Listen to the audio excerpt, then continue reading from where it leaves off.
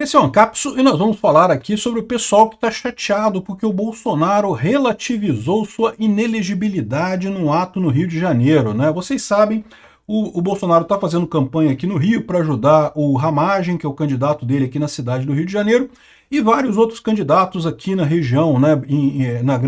No grande Rio de Janeiro, né? Na grande metrópole do Rio, né? E aí, olha só o que diz o pessoal do Poder 360 aqui.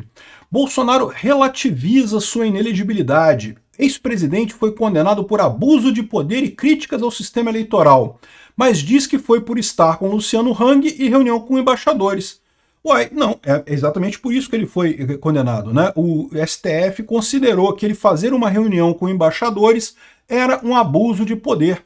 Eu entendo, realmente é curioso, né? Não deveria ter uma coisa ligação com a outra, porque isso não é abuso de poder, isso faz parte do poder do presidente da República, né? E não é um abuso de poder que influencia a eleição.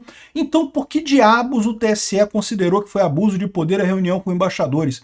Eu entendo a confusão do repórter aqui não, como é que pode? Foi acusado por abuso de poder, por quê? Qual foi o poder que ele abusou, né? Essa notícia foi sugerida por Atrás do Peter Me Sinto um Jumento, Peter é o Eros Grau Libertário e várias outras pessoas. Obrigado aí ao pessoal que sugeriu as notícias lá no nosso site, no visãolibertaria.com, e obrigado a você que está assistindo o nosso vídeo. Se você gosta do nosso conteúdo, por favor, deixe o seu like e se inscreva aqui no canal, né? Então tá aqui o pessoal chateado porque o Bolsonaro teria relativizado a sua inelegibilidade. O pessoal da esquerda está apavorado, porque o que eles estão vendo é que o Bolsonaro está cada vez mais forte para 2026 e ninguém leva a sério a tal da inelegibilidade dele, né? E para o pessoal da esquerda isso é um absurdo. Lembra, a visão desse pessoal é que tirando o Bolsonaro do poder, o fenômeno do bolsonarismo acabaria, porque só existia o bolsonarismo porque Bolsonaro pagava um gabinete do ódio com dinheiro público, não sei o que lá. Nunca existiu isso, nunca houve isso. Ao contrário, o Bolsonaro sempre teve apoio legítimo da população, apoio de base mesmo, e continua tendo esse apoio e vai ter por muito mais tempo. Essas tentativas patéticas dele de associar Bolsonaro com um crime ou outro aí, não conseguem influenciar ninguém no final das contas. Aí fica o pessoal aqui falando, não, porque ele foi condenado por abuso de poder e críticas ao sistema eleitoral. Crítica do sistema eleitoral não é crime no Brasil, tá? Não sei se o repórter sabe, né? Ele foi condenado por abuso de poder econômico. E isso foi abuso de poder político e econômico. Só que, curiosamente, esse é justamente toda a questão, né? Essa é toda a questão da fragilidade dessa acusação contra o Bolsonaro. Por quê? Porque a própria jurisprudência do TSE diz que só é abuso de poder econômico e político se você conseguir comprovar que aquele ato que o político ou o candidato fez realmente impactou o resultado final da eleição. Agora, me explica, como que uma reunião com embaixadores teria o condão de mudar o resultado da eleição? Como que isso seria abuso de poder político? Isso vai contra a própria jurisprudência do TSE, né? O que aconteceu claramente foi uma perseguição a Bolsonaro. Eles queriam tornar Bolsonaro inelegível a qualquer custo. Arrumaram um negócio que não tinha absolutamente nenhuma base, mas era o processo que estava mais avançado lá, e fizeram correndo. Isso foi outra coisa que é impressionante, porque os processos todos de abuso de poder e político e econômico, pode olhar lá no site do TSE, levam 3, 4 anos, às vezes 6 anos para sair o processo de abuso de poder político e econômico. O cara já passou a eleição, ele já está eleito ou não está eleito, só lá na frente que sai a decisão do TSE se houve abuso de poder econômico ou abuso de poder político, né? No caso do Bolsonaro, meu amigo, a reunião aconteceu em julho de 2022, em julho de 2023 ele já estava inelegível, já foi julgado, já passou todo o processo, uma coisa realmente incrível, né? E eu entendo a confusão do repórter aqui, porque realmente não faz sentido ele ter se tornado inelegível por causa de reunião com embaixadores e por causa do evento do dia 7 de setembro de 2022, né? Isso não é abuso de poder político, não é abuso de poder econômico. Aí, aqui, ó, para eles está relativizando, não, ele está expondo a hipocrisia que foi essa decisão do STF, e realmente foi, né? Aqui, ó, é como diz aquele petista sobre mim, ele está inelegível. Por que eu estou inelegível? Porque eu me reuni com embaixadores. Mas eu não vim para o Rio para me reunir com traficantes. Eu não sei se o Lula se reuniu com traficantes, mas o Lula teve ali no Complexo da Maré, com o pessoal dos Cupincha e coisa e tal. E o Bolsonaro se reuniu com embaixadores. O ponto é esse. Não tem lógica nenhuma, até porque as críticas à urna eletrônica, como eu já expliquei, elas pioram o seu índice de aprovação eleitoral, né? Ao contrário, você falar para o seu eleitorado que as urnas não funcionam, você está falando para o seu eleitorado que não precisa ir votar, porque não faz diferença. Se a urna não funciona, se tem golpe por trás da urna, para que você vai votar? Não vai fazer diferença mesmo, não é isso? Então, ou seja, ao contrário, esse tipo de coisa que o Bolsonaro falou não ajudaria ele eleitoralmente de forma alguma, né?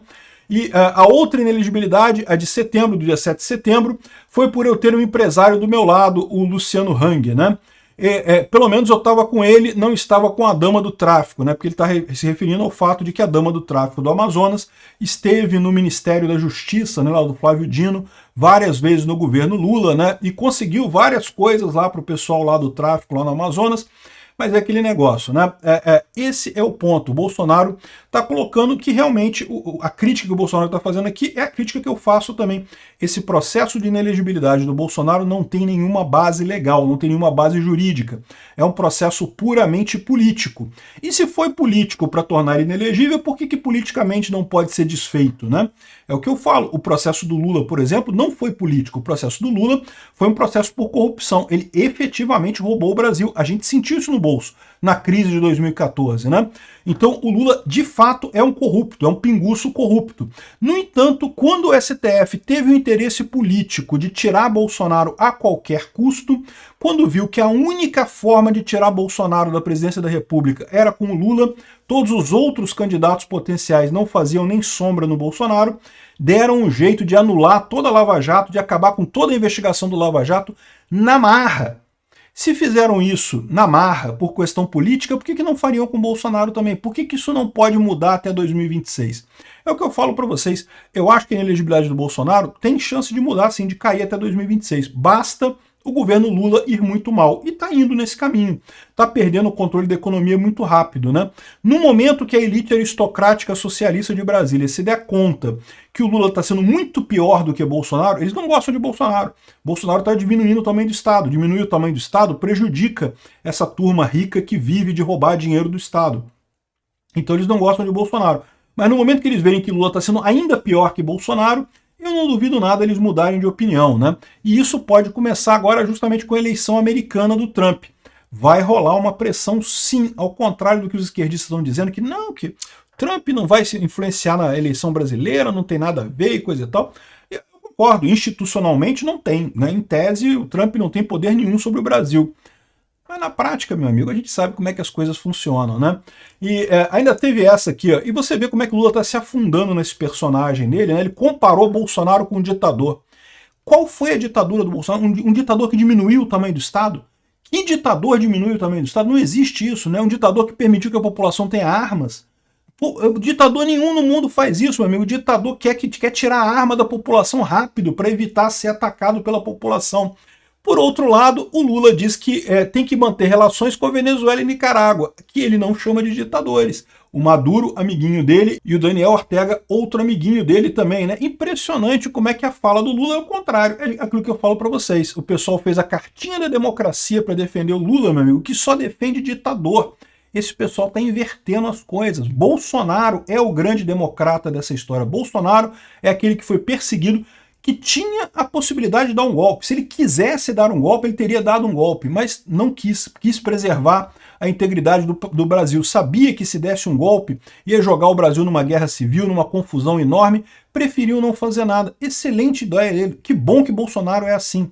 E ele vai voltar, vocês podem ter certeza disso. Pode até não ser em 2026. Pode ser que até 2026 não caia a inelegibilidade dele. Mas todo mundo sabe que essas condenações do Bolsonaro são absurdas.